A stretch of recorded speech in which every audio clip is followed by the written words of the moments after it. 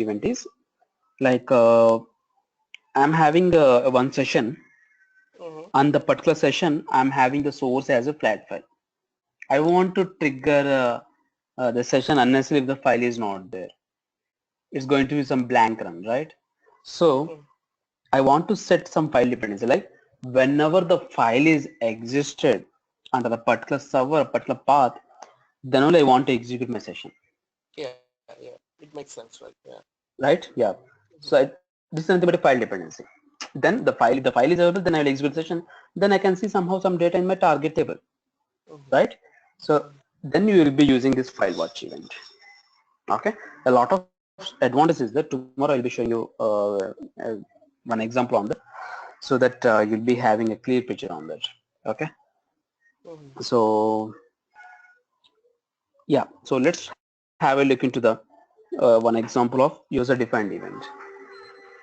Okay, then we will be looking then we'll stop the session for today. Okay, so let's have a look into the event trace and event wait task with the one single example.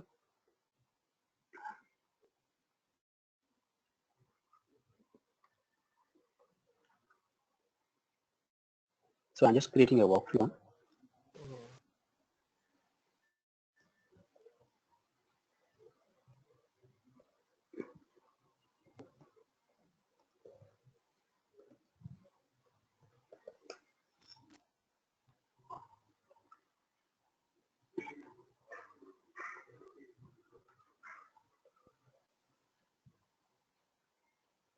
So after this session, I want to execute this session. So for this, I'm just creating the two tasks. Okay. So go to the tasks menu, just click on create. And first of all, let me create an event trace task.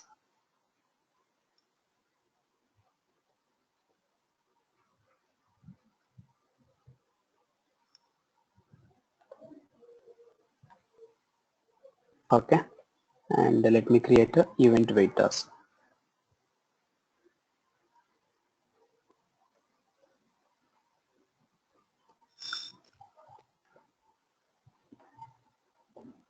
And make a link in between them.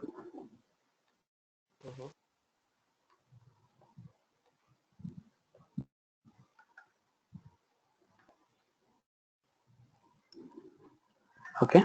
So now here, if this session was completed, then I want to execute the s_m_joiner session.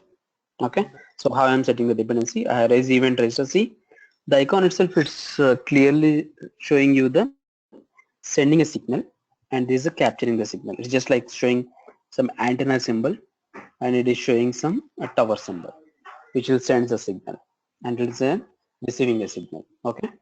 Now I just created. See, if I just click on save, for both of these tasks is showing invalid status. Why? Because I have not set any user defined event. I just created it and I linked it. That's it. Okay. So go to the tasks, go to the workflows, click on edit. And so far we have discussed scheduler, variables, and now we are looking into events. Okay. Click on add a new event stating like some session complete. That's it. I created an event. Let me define the same event in both of these tasks. Go to the event trace, go to the properties, see, under the properties, it's directly asking for the user defined event only. Okay, click on this down arrow value, and it will showing the list of all the events that you have created currently in this workflow. Okay, so select this and click on session complete, and go to the event wait task, go to the properties, go to the events tab. Here you will be having two different types of event. One is predefined and second one is user defined. So now we have to look into user defined. So select this radio button and click on this browse button. It will show you the list of all the events that you have created currently for this workflow. So in both the tasks, you have to define the same event. Now see, the invalid status has been missed out. So now once this session was completed, now how the execution will be happen? Once this workflow was started, these two tasks will execute parallelly initially. Okay. This s_m_delete and event wait task. Event wait task is keeping on searching for the event register event. So once this session was completed, this will raise an event. By the time event waiters will be in active status and will capture that event and will release the next session. Okay, so let's try to execute this. See, first it was started event registers, event to wait and s underscore m underscore deleted both as triggered at the same time, which is showing us 2 seconds. Okay, and event registers within fraction of seconds it has raised an event, and event waiters has captured that, and finally it was released the s underscore m underscore joiner. Oh. And finally the workflow was succeeded. This is the way you have to use it. Okay, is it clear? Yeah. Any questions? No. So here the problem which I want to show you is, suppose if my session was failed, what will happen? I'll be setting you the status here.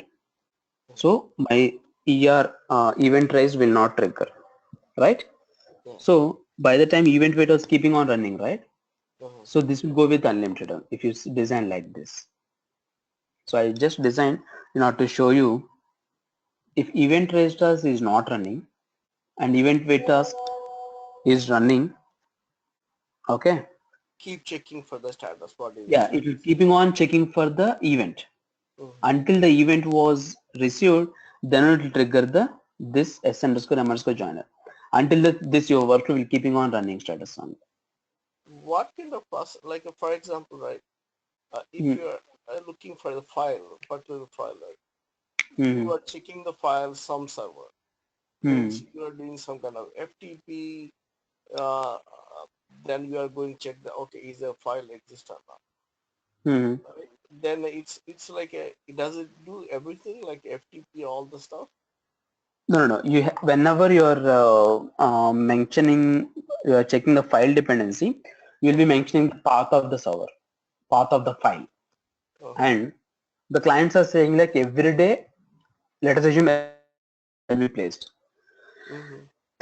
Sorry, every day 3 p.m. the file will be placed. So just before that, you will be triggering the job at 2:55 or something like that. But I will set the file dependency. So when the file was placed at 3 p.m., then immediately the job will be triggered. The session will be succeeded. Okay. So if the file is not there, what we can do? It's keeping on running, right? We can just drop a mail to the client stating that the file is missing, so that they can place the file and immediately the job will become triggered. Like that also you can do. So basically what I'm trying to say is, yeah. Lot of multiple Go ahead, options. Salim. Yeah, Go ahead, Asim. it's lots of multiple options. Let's look at the you mentioned, right? You are going to show a good example. Yes. Yeah. With one example, I'll be showing you. Okay. Not only the file dependency, basically the file dependency will be setting through third-party scheduling tool, not here. Okay. There is one more advantage with the predefined event. I'll be showing you tomorrow. Okay. Okay. Yeah. Thank So you, that's it for David. today's session. Yeah. Thanks, Asif. Yeah. Thank you. So tomorrow we will directly look into this timer task. Timer task will not be used that much in the real-time projects, but the thing is, we'll be using command task and email task. Okay. So whenever I'm discussing the command task with the combination of the command task and the predefined event, file watch event. So both of the things will be looking to one single scenario. So that the moving of the files and the file dependency there, I will be showing the actual scenario which will be working in the real-time projects. Okay. So tomorrow we will, first of all, we will look into this. Okay. And then we will move into the very important concepts, mapping parameters and session parameters. Okay. So once this is done, the rest of the things will be all theoretical part only. Okay. So I think by tomorrow we will complete the entire syllabus. Okay. Okay. Yeah. Okay, Asif. Yeah. Thank you. Yeah. Bye.